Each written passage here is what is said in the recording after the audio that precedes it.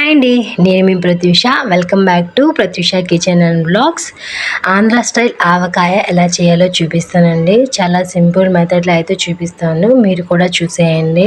ముందుగా అయితే మనం మామిడికాయలని మొత్తం నీట్గా వాటర్లో వేసుకొని జీడి మొత్తము అంటే వాటిని కట్ చేసి ఆరబెట్టుకోవాలండి.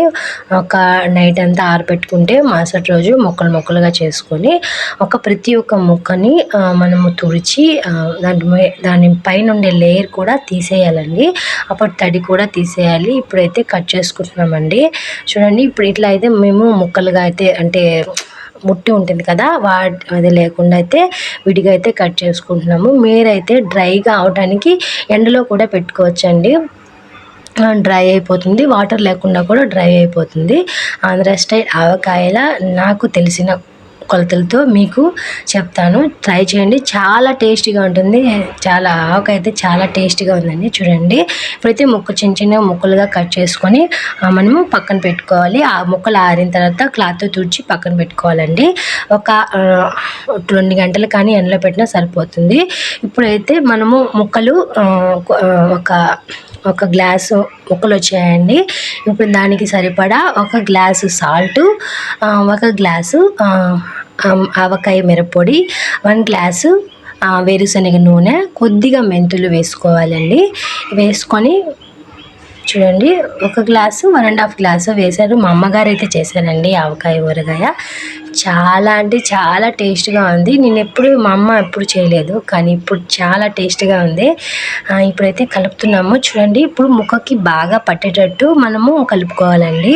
ఒక 2-3 డేస్ మనం అలాగే వదిలేస్తే చాలా అంటే ముక్క ఊరుతుంది, బాగా ఊరి టేస్ట్గా ఉంటుంది. ఇప్పుడైతే కలుపుకొని అలాగే మనము తడి తగలకుండా ఉండేటట్టు చూసుకోవాలి. ఇప్పుడైతే బాగా కలుపుకున్నాం కదండి. చూడండి, ఇప్పుడు మనము కొద్దిగా అంటే ఒక వెల్లుల్లిపాయ అయితే సరిపోతుంది. పీల్ తీసేసుకొని అందులో వేసుకొని కలుపుకోవాలి. ముక్కకు పట్టేటట్టు కలుపుకోవాలండి. ఊరిన తర్వాత వెల్లుల్లిపాయ చాలా బాగుంటుంది. ఆంధ్ర స్టైల్ ఆవకాయ. ఇప్పుడు ఉప్పు కారం అన్నీ చూసుకోవాలండి. అంటే సరిపోతుందా సరిపోలేదా అని చూసుకుంటే, సరిపోకపోతే కారం అవన్నీ వేసుకోవాలి. ఇప్పుడు 2 టేబుల్ స్పూన్లు మెంతిపొడి వేసుకుంటే సరిపోతుందండి. ఎందుకంటే మెంతిపొడి ఎక్కువ వేసుకుంటే చేదు వచ్చేస్తుంది. ఇప్పుడు బాగా కలుపుకొని టేస్ట్ చూసుకుంటే సరిపోతుంది. చూడండి, 3 రోజులకి ఆవకాయ ఇలా అయితే ఉంది. చాలా టేస్టీగా ఉందండి. మనం మూత పెట్టేసి కలబెట్టకుండా అట్లాగే వదిలేసేయాలి. ఇప్పుడైతే ఆవకాయ అయితే టేస్ట్ అయితే చాలా, మనము పక్కన జాడీలో అయితే వేసుకొని తీసుకుంటే సరిపోతుంది. వేడి అన్నంలోకి నెయ్యి వేసుకొని కలుపుకొని తింటే ఆంధ్ర ఆవకాయ చాలా టేస్టీగా ఉంటుంది. మీకు కూడా నోరూరుతుంది కదా, మీరు కూడా ట్రై చేసేయండి. ఈ వీడియో కనుక మీకు నచ్చినట్టయితే లైక్ చేయండి, షేర్ చేయండి. అలాగే మీరు కూడా ఈ ఆంధ్ర స్టైల్ ఆవకాయని ట్రై చేసి మీ ఫీడ్బ్యాక్ని నాకు పంపించండి. Thank you for watching.